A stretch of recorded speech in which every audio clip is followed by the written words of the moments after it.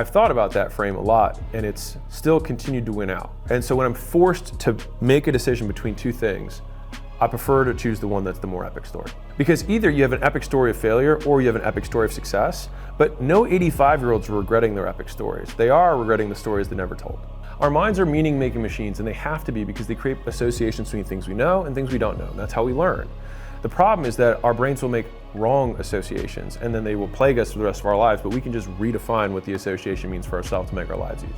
Because whether you miss the game-winning shot when there's a huge crowd or you miss it when no one else is there, the only reason it hurts more is because you choose to let it hurt you more. Now, there are things that you can do prior to the game-winning shot that can increase the likelihood that you make it, which is that you practice way more in high-stakes conditions over and over and over again. And if you do that, it increases the likelihood, your confidence, that you'll be able to make it. Why? Because you've made them before.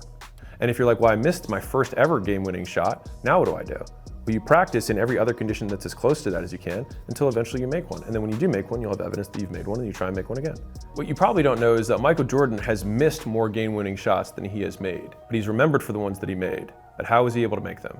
By missing and being willing to shoot again. On that basis of story, the many excuses that we give ourselves in reverse can make a more epic story. And so rather than say like, these are all the reasons that I can't succeed, I think reframing that as, these are all the reasons that when I succeed, it'll be even better story and it'll be more inspiring to other people is a much more powerful frame. The more disadvantages you have when you start, the more epic story you have when you win.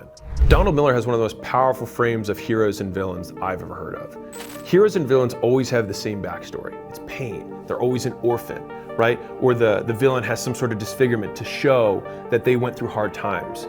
The difference is what the character chooses to do about it. Villains say, the world hurt me, I'm gonna hurt it back. Heroes say, the world hurt me, I'm not gonna let anyone else hurt this way. So heroes use pain, villains are used by it.